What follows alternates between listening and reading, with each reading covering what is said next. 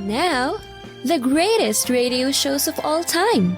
Suspense. The Shadow Node. Washington calling David Harding, Counter-Spy. Classic radio theater. The Great Gildersleeve. Fibber McGee and Molly. Dragnet. Gunsmoke. The Lone Ranger. Now, step back into a time machine with your host, Wyatt Cox. Good evening, friends of the Inner Sanctum. Ronald Coleman stars in the summer show Encore Theater. This episode entitled Yellowjack, and this was originally broadcast June 18th, 1946. The Shenley Laboratories, producer of Penicillin Shenley and Shenley Pharmaceuticals, presents the Encore Theater.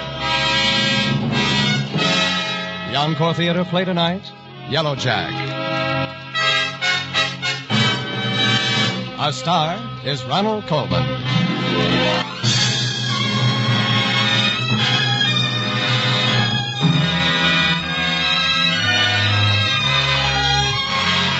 Tonight, Shenley Laboratories presents another in a new series of great dramatic programs.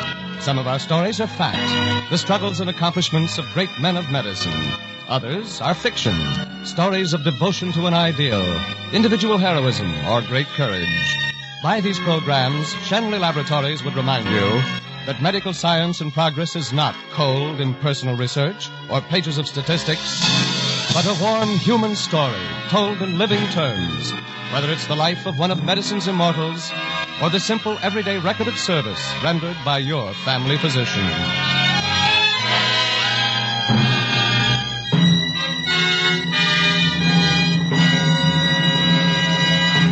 And now, Ronald Coleman brings you the story of Yellowjack.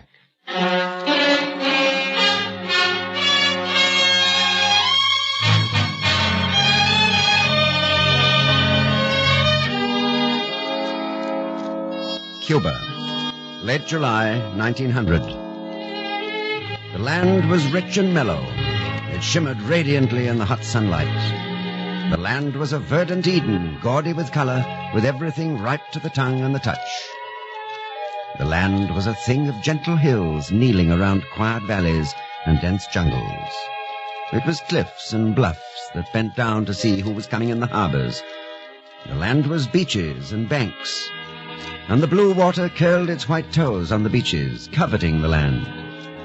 Water, the transparent aqua home of the eel, the shark, the manatee. Cuba, late July. Paradise and paradox, where the monkey was king of the jungle and the tortoise subject. Where beauty walked in sultry splendor, dripping venomed honey. Cuba, where man was an inconsequential thing measured against a mosquito. Those American doctors and scientists didn't know they were pitting themselves against the mosquito at first, although they had a name for their enemy, and the name was Yellowjack.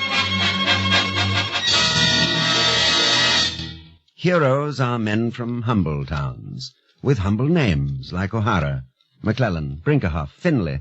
There's usually nothing to distinguish them, nothing but that inner fire that manifests itself in the quickness of their hands and the brightness of their eyes. Their names are names like Lazier and Carroll and Agramonte and Reed, and their names are legion. Major Reed, there is a message here from General Wood's headquarters. What is it, Agramonte? The Army death list, brought up to date, sir.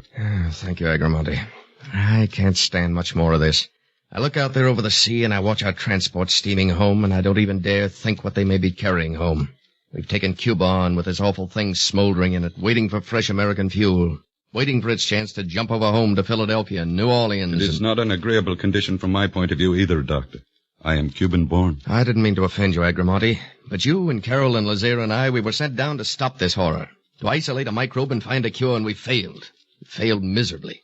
It isn't easy to admit that. I know, Doctor. But it is not from lack of trying. If we could only think of some fresh angle. Oh, by the way, I ran into one puzzler at Pina. I've had enough puzzlers I can't solve. Ah, yes, enough puzzlers. But this is a funny case. This one is worth listening to. The case of a soldier. Sick 12 July, dead 18 July. Nothing so unusual about that. Oh, but there is. That soldier had not been exposed. He had not been near the disease for over a month before he took sick. What was that? There it is. There's the first clue. A soldier, sick July the 12th, dead on the 18th. A soldier who had been in the guardhouse a month before he took sick, and who lay in that guardhouse for 3 days with 8 other prisoners, and not one of them caught it, not even the one who slept in his blankets after he died. There's something to think about. There's a thought worth some contemplation. How about contaminated food or water, Agramonte? The whole outfit ate and drank the same. Well, the other 8 may have been immune. Records do not show it. One came from Iowa, one from Maine, 2 from Wisconsin. He may have been extra susceptible. Maybe not. Maybe not. Think hard, Major Reed. Think hard. What was it crawled or jumped or flew through that guardhouse window? Bit that one prisoner and went back where it came from. How does yellow fever spread, Major Reed? How does it go from man to man and village to village and even across the sea? Think. Remember Smith's Texas fever tick? Remember Bruce and the tsetse fly in Africa? Remember that Ross and Grassy have just nailed malaria to a mosquito? Mosquitoes. Think hard, Major Reed. History is holding her breath while you ponder.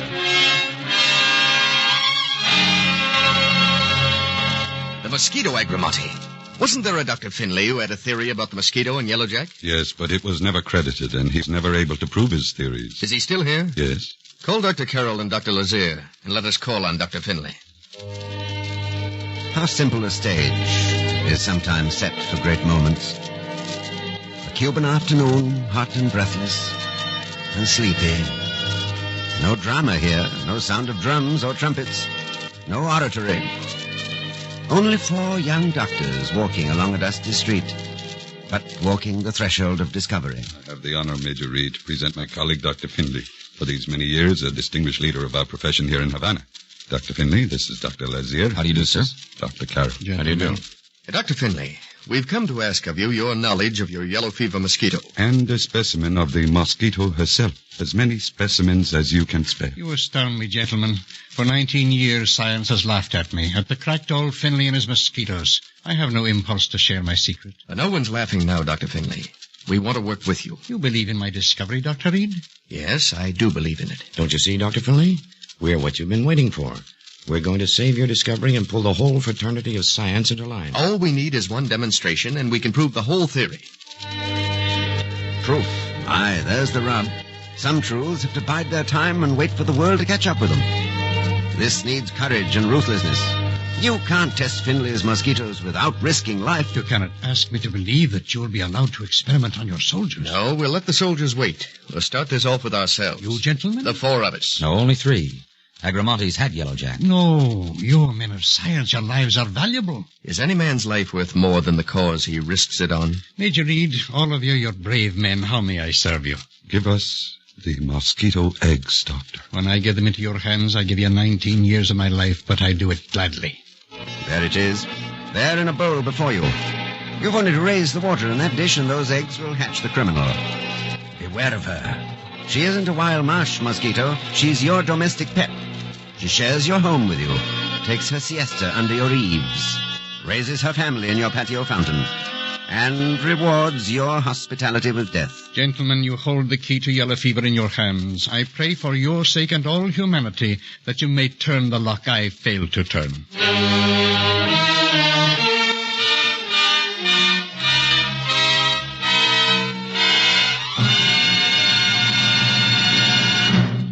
June 18th, 1946, Encore Theater on Classic Radio Theater with Wyatt Cox. You ever make a change and then think, why didn't I do this years ago? Well, that's how people feel about switching to Medishare for their health care, especially now with inflation the way it is. People are very happy with the savings. Most families save about $500 a month when they switch. It's a huge help when prices are going up so fast in so many other areas. And Medishare's customer satisfaction rate is double that of health insurance. It's just a different experience, and people really like that. Medishare is an alternative to health insurance. It's a community of Christians who share each other's healthcare bills, and it's been going strong for over 25 years. It really is the gold standard, the most trusted name in healthcare sharing. Find out why people love it. Find out why they rave about the customer service, and find out how good it feels to save some money right now. They're super easy to talk to. Here's the number, 833-34-BIBLE. That's 833-34-BIBLE, 833-34-BIBLE. Now on Classic Radio Theater with Wyatt Cox, more of Encore Theater, Yellowjack, starring Ronald Coleman, from June 18th, 1946.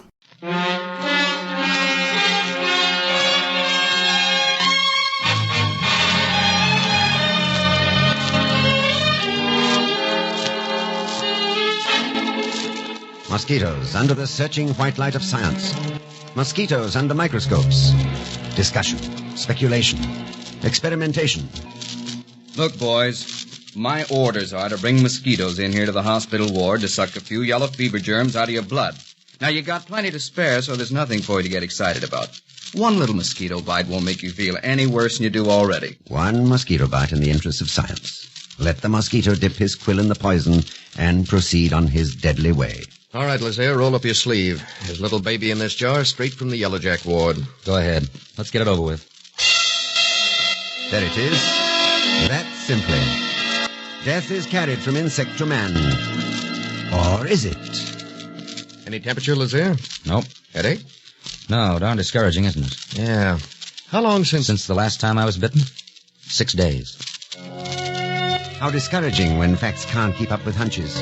3 mosquito bites for Dr. Lazier, and no results. The key and the lock are in their hands, but the lock is hard to turn. Nature discloses her secrets reluctantly. Something has been overlooked here. I can tell you one thing we've forgotten. Oh, what's that? It's the same thing Ross was stuck on with malaria. You can fill those mosquitoes full of malaria blood, and they can't hurt a baby for 2 weeks afterwards. They've got to have a good 2 weeks to ripen. We haven't given our skeeters any time. Agramonte, how long has your oldest mosquito had to digest her meal of yellow fever blood? 12 days. All right, we'll wait 2 more and try 'em on Lazier. If that doesn't take, we'll start on Dr. Carroll. Waiting is hard with the tropic sun beating down and men dying in the yellow fever wards. Waiting is a twisting impatience that writhes in their stomachs while the mosquito drones in the test tube and Dr. Lazier remains well. Doubts begin to fester and spread. Perhaps the mosquito is not the villain. Perhaps, once more, they are on the wrong track.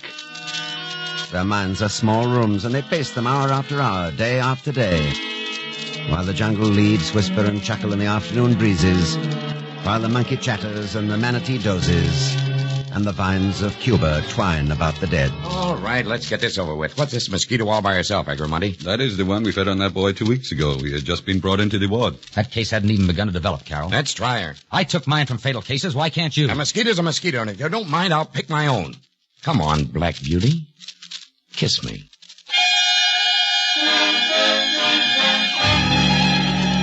Another period of waiting and watching, while anxiety and worry pinches at their nerves and the bitter tang of failure tastes on their lips. They had been willing to risk death for the victory over Yellowjack, but now they feel that instead of death, they are fencing with ridicule. Carol, in particular, is beginning to crack under the strain. And even Reed is showing the danger signals of mental anguish and strain. I have no patience with you, Carol.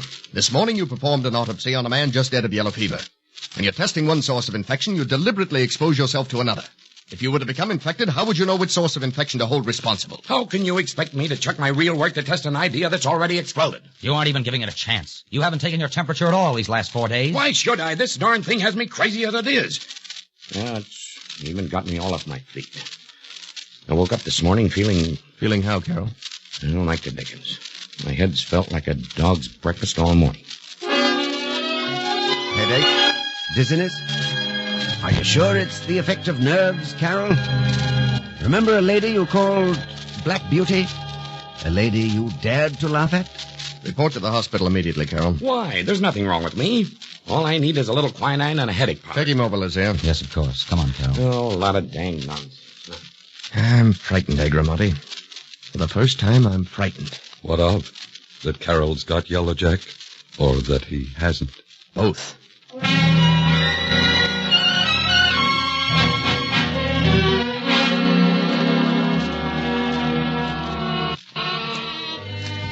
Well, Dr. Finley?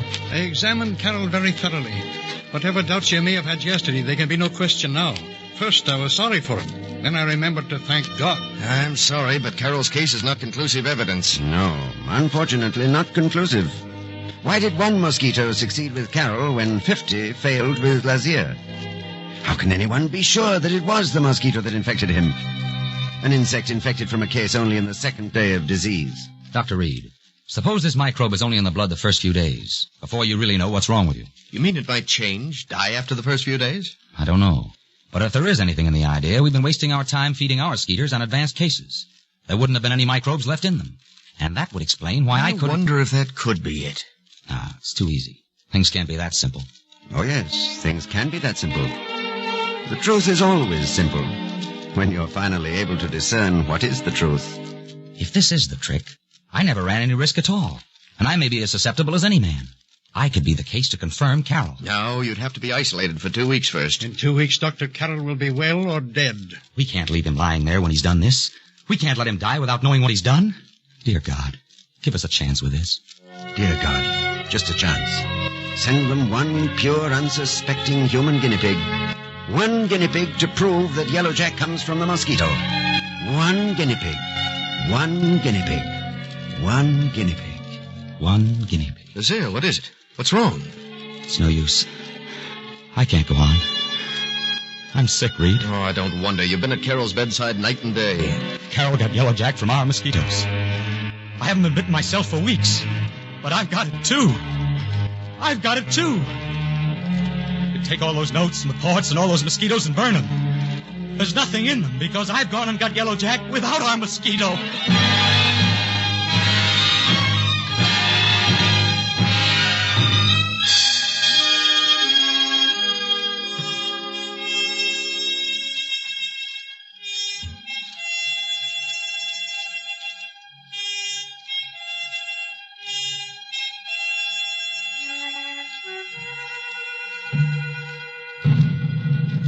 Men can't go against death and not risk death themselves. Pasteur sent Tuillier to Alexandria for the cholera. Tuillier didn't come back. Lazier won't last. Humanity asks great sacrifices of its scientists. Write down the name, Jesse Lazier. Engrave it on stone. Honor it. He was a strong man, but not so strong as a mosquito. Do you want to give up, Dr. Reed? Do you want to go back? How about you, Carol? You're the one who's been ill. No, I want to go on. For myself and for Lazier. Go back? No. The stuff of courage doesn't grow weaker. It grows stronger and brighter. Until it blinds with its light. And the flaming sword cuts through the veil of knowledge.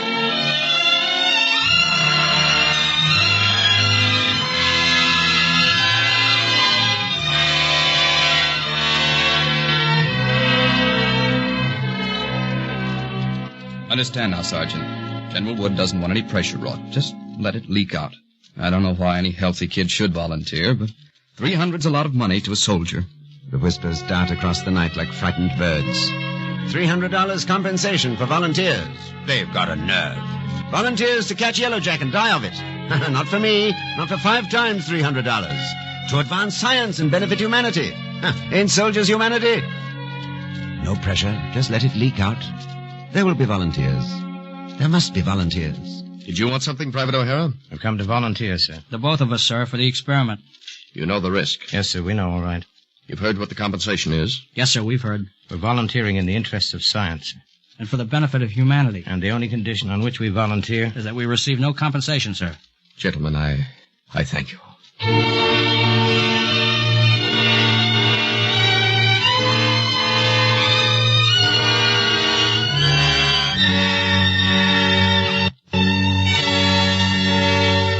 Did you hear that? They're off, and no one can stop them now. They've got everything they need.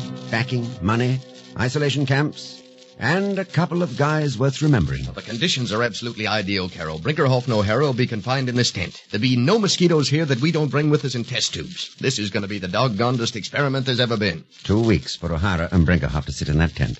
2 weeks with only themselves for company and an occasional visit from the doctors. 2 weeks of sleep and food and sterile baths before their strange wedding. Are you ready, Brinkerhoff and O'Hara? Yes, sir. Yes, sir. Will you give me the mosquitoes, Agromonte?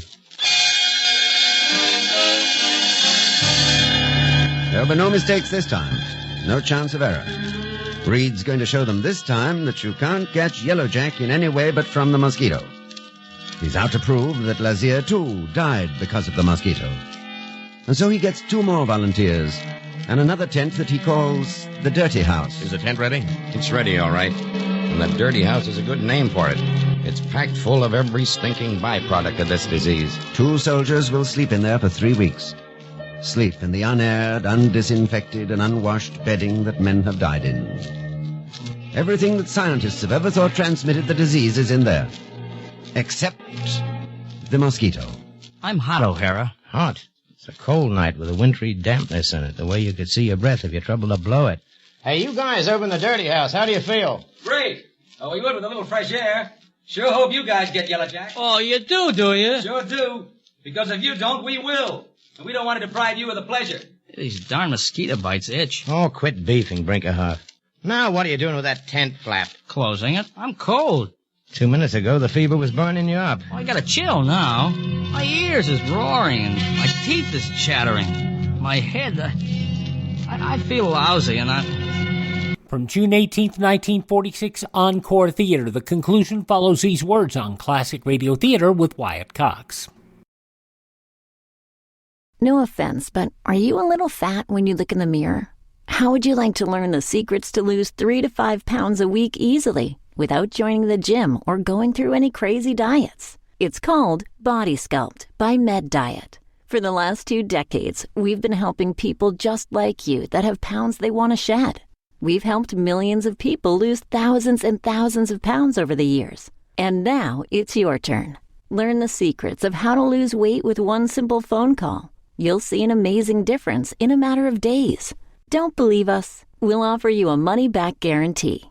If you're ready to start losing weight right now, call right now to learn more about your risk-free order to Body Sculpt. Call for your risk-free offer. 800-738-5332. 800-738-5332. 800-738-5332. That's 800-738-5332.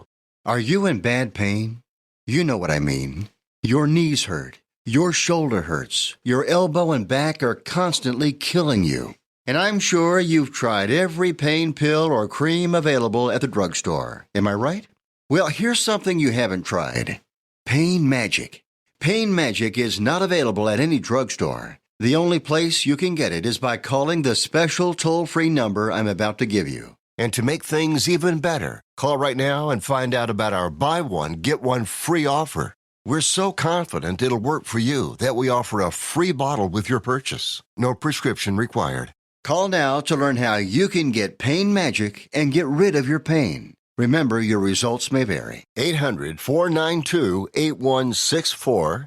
800-492-8164. 800-492-8164. That's 800-492-8164.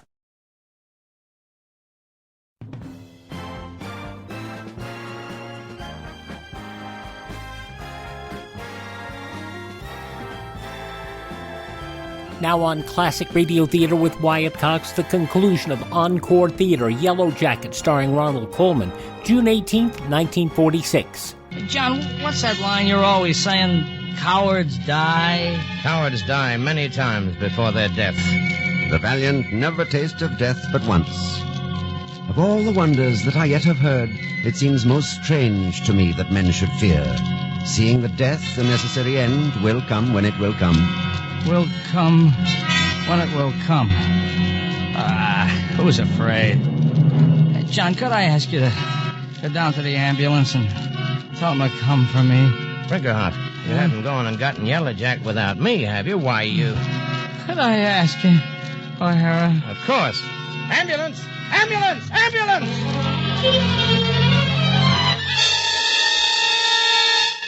Will they never finish their examination, Carol? You're taking this harder than Reed is. I feel for Reed.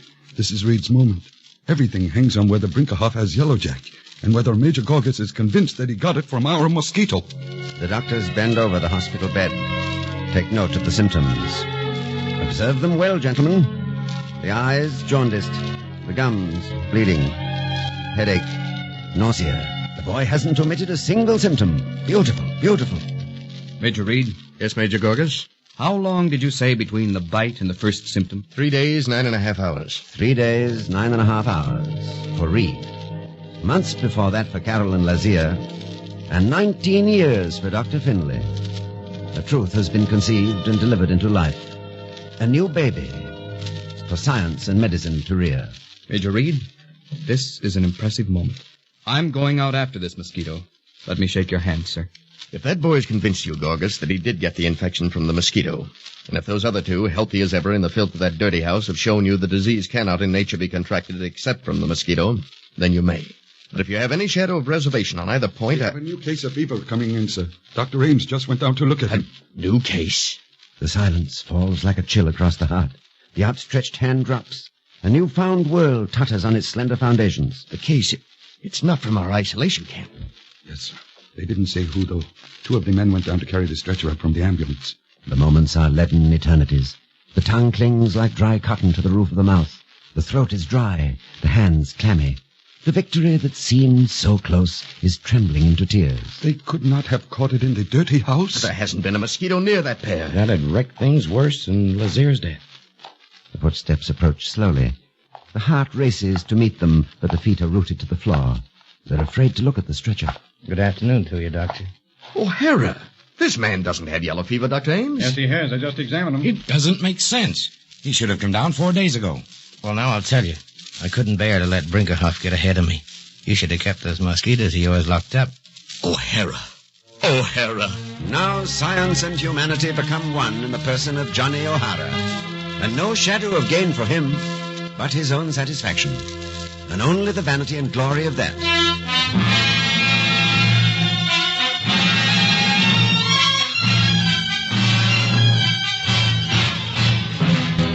So the job's done. And the doubts and discouragements are memories now. And the mosquito's poison talon will be dealt with and destroyed.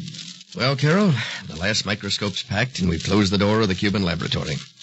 Our dirty house has made a fine bonfire and grass can grow once more where Brinkerhoff and O'Hara pitched their tent. None of the boys are much the worse for wear. And we're going home. I wish we were taking Lazier home with us. I wish you were coming, Agramonte. No, Doctor. I am Cuban-born. I must stay in Cuba. The rig you ordered to take you down to the transport's ready whenever you are, sir. Good. I'm tired. A man does what he has to do, and is tired. And the rest that follows is a good rest, for he has earned it. Well, take a last look at Cuba, Carol. Yes, a last look as the island slips slowly from the ship. A last look at the jungled kingdom of the monkey and the tortoise and the manatee. A last salute to Lazier and the others who died too soon. And a parting gesture to that enemy more dangerous and more deadly than anything sent out of those jungles to defy man. A last look, rich and full with the solemn knowledge of victory and triumph over death.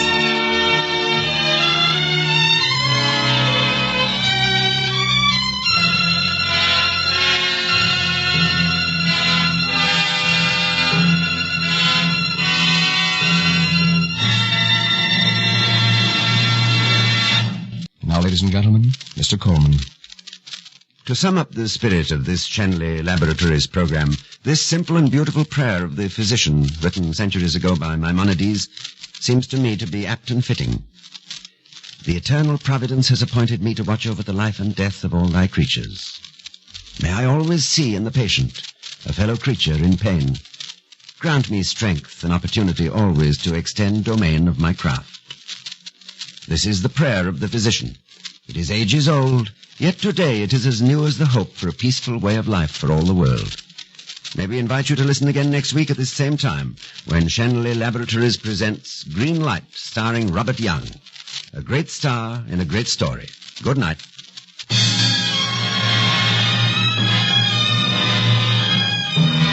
Yellowjack was produced and directed by Bill Lawrence. It was a Gene Holloway adaptation of the play by Sidney Howard.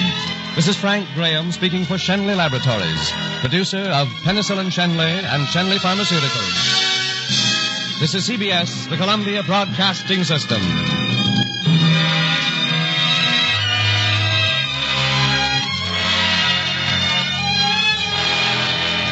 June 18th, 1946, Encore Theater on Classic Radio Theater with Wyatt Cox. Are you suffering with arthritis or osteoporosis? Do you have diabetes? Did you know that these are just two of the hundreds of diseases that have seen improvement with Dr. Wallach's incredible longevity products? You can't get them at a health food store. The only way to get them is to call us at 800-214-0065. That's 800-214-0065. Do you have heart disease, fibromyalgia, or high blood pressure? Do you have a terrible time losing weight? Dr. Wallach can help. He was a veterinarian and cured diseases in animals. He felt that he could do the same for humans, so he became a physician. Over 50 years of research and helping people like you goes into every bottle of Dr. Wallach's amazing discoveries. Do you want to feel better? Learn how to treat the cause of your problem rather than covering up the symptoms with drugs. Call 800-214-0065.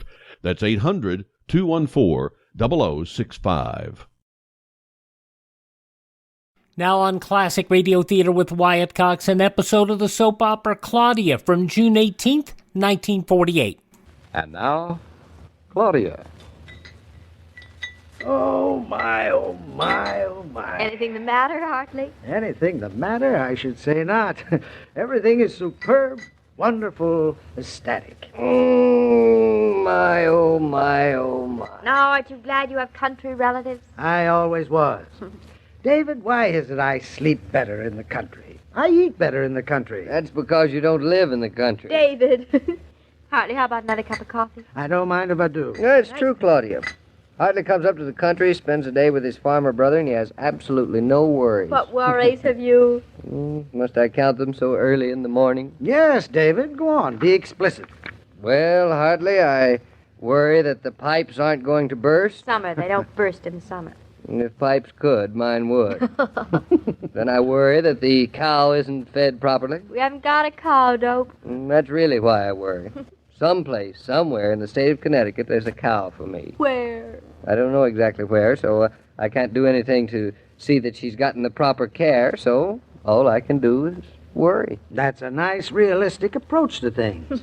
What other fantasies are on your mind, David? Well, my fields aren't tilled, my barn isn't completed, my driveway has to be re-graveled, and tomorrow it may rain. No wonder you look so well. Those kind of worries will keep you young, man.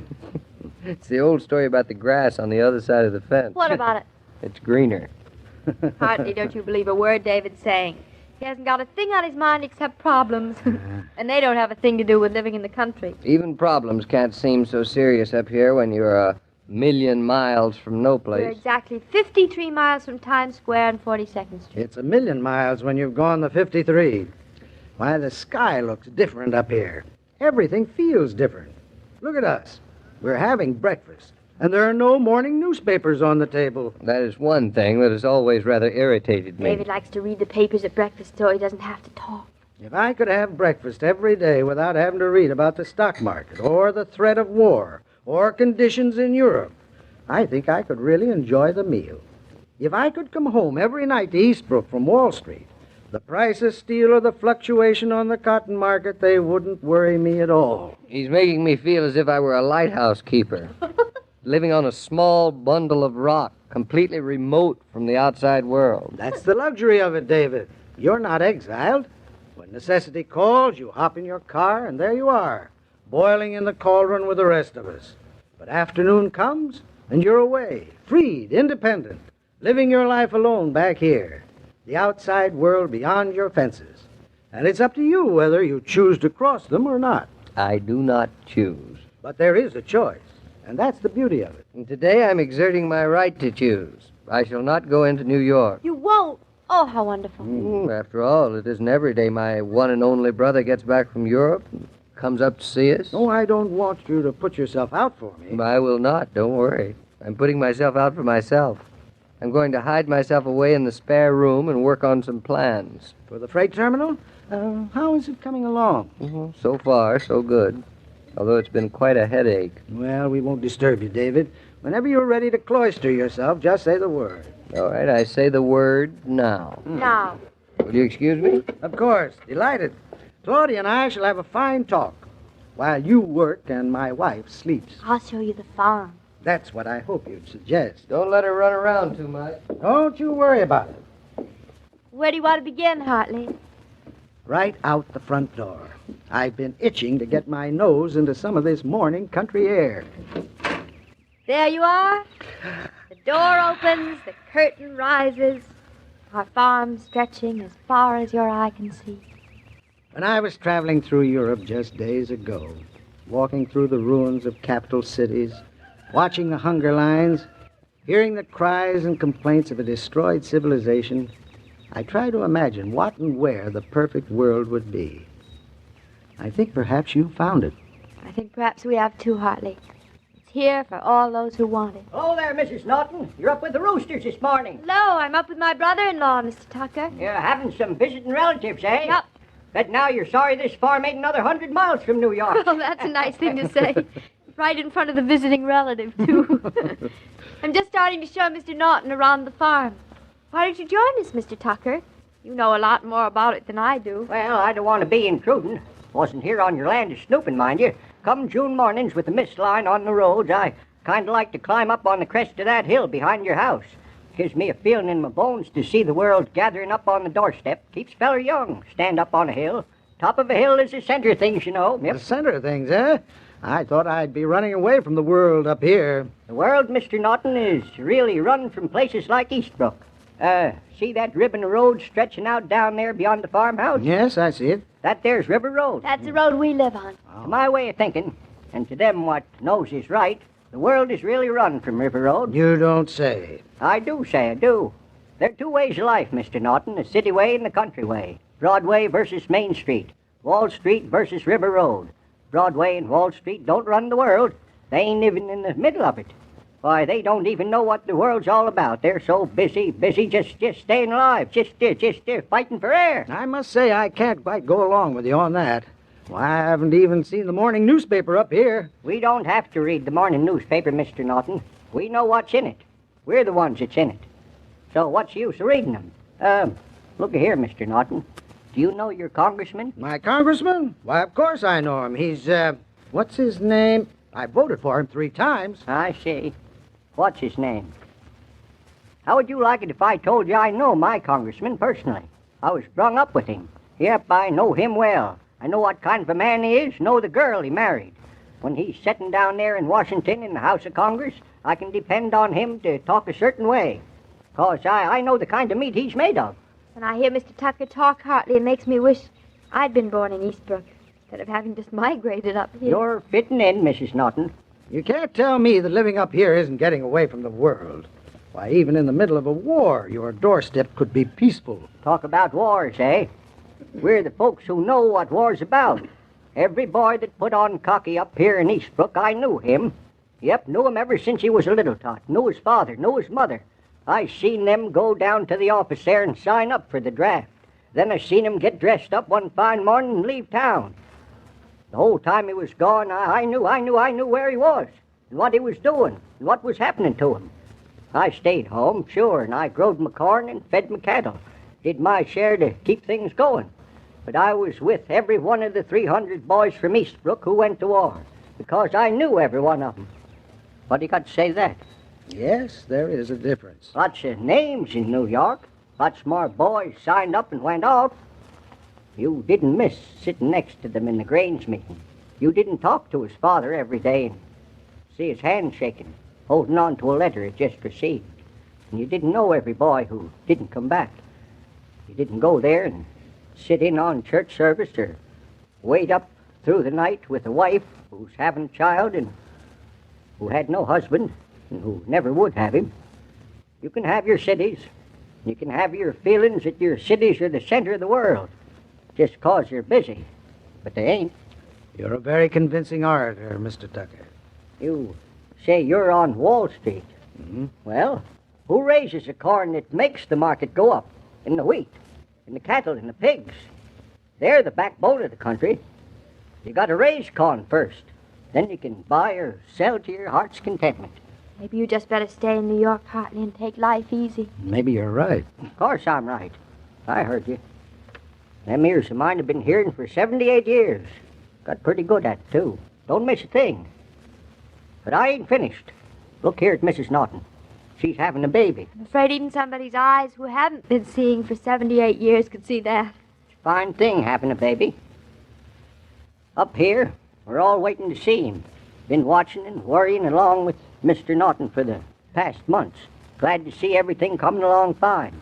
What's a baby in the city? Nothing but a birth certificate. 7 million other people bustling around and nobody cares. One birth certificate, more or less. But up here, her baby is important. And I've been thinking it was just an event between David and me. Well, not up here, it ain't. Here we know the baby's dad, so we expect a lot of his boy, 'cause his dad's a good man. We're all waiting to watch this baby grow up and get on a few years and then go down to the schoolhouse his dad's gonna build. Even if he goes away and stays away for 20 years maybe and then comes back, we'll know him. We won't have forgotten him. And that baby of yours better grow up to be a fine boy, or I'll shellac the hide off of him. Well, Claudia, now you know what you have to live up to. Sort of wonderful to know just what it is, isn't it, Hartley? Yes, it is. I guess I woke up in a kind of dream this morning. I didn't realize that the sun shining in my room was lighting up the pulse of the world. I was wrong. And that pulse is beating fine and strong, Mr. Norton, never you fear. As long as the world is made up of Eastbrooks, the pulse will keep on a-beating. Hello up there! You mountain climbers, wait for me! Well, guess I'll be toddling along. Sure was nice to have listened to you talk, Mr. Norton. Yes, it was. I'll see you again when you decide to get away from the outsides of things and come up here. It's funny the ideas city folks get, but you can't blame them. They're so befuddled and bamboozled all the time. Darling, what are you doing way up here? I told you not to climb around. We're looking at the world on our doorstep, David. You see River Road down there, winding peacefully as if it were surrounded by nothing but a great calm? Don't fool yourself. Your River Road is the crossroads of the world. Come nearer, David. Something I want to tell you. What is it, darling? David, do you have any idea how nice it is that our baby's going to grow up right here in Eastbrook, on the crossroads of the world? Dum dum da dum dum, la la la la la la la la la la la la la. Radio listening is a sociable pastime, and it can be made even more sociable if you get out several bottles of ice-cold Coca-Cola. That holds good whether you have guests or the families alone of an evening. In fact, you'll find Coke is pleasant even when you pause during housework or your favorite daytime program. Take a tip from me and listen refreshed. Well, Mr. King, it looks as if Jared Tucker sold me a bill of goods. Really convinced you, did he? Absolutely. I've started feeling as if I'd never really lived before. To tell you the truth, maybe I haven't. There are different ways to live. I suppose so. Well, it's a glorious morning up here. I think I'll walk across some fields and pick Julia a bouquet of wildflowers. Why, she'd love it. Any wife would. By the way, do you know why Claudia and David haven't raised a flower garden yet?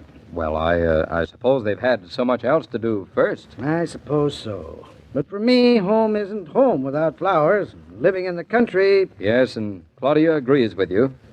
And I've a feeling she's going to try and talk David into a few roses and petunias. But that's for Monday. Let me know if she succeeds, will you? I will, Mr. Norton, on Monday. Thank you. Bye. See you then. As I was about to say, every day, Monday through Friday, Claudia comes to you transcribed with the best wishes of your friendly neighbor who bottles Coca-Cola. So listen again Monday at the same time. And now this is Joe King saying au revoir. And remember, whoever you are, whatever you do, wherever you may be, when you think of refreshment, think of Coca-Cola. For Coca-Cola makes any pause the pause that refreshes. And ice-cold Coca-Cola is everywhere. These programs star Catherine Bard as Claudia and Paul Crabtree as David. And the entire production is supervised and directed by William Brown Maloney. June 18th, 1948, Claudia on Classic Radio Theater with Wyatt Cox. Visit my webpage, classicradio.stream. There you can stream our shows on demand, learn more about classic radio collecting, contact me there, and buy me a copy. Of course, that coffee money we usually use for Dr. Pepper or buying new radio shows. And yeah, we do still acquire a lot of great old radio shows. Thanks for tuning in. Thank this station. Support the advertisers. Tell your friends the great radio shows are right here at this spot on the dial. Classic Radio Theater with Wyatt Cox on your favorite station.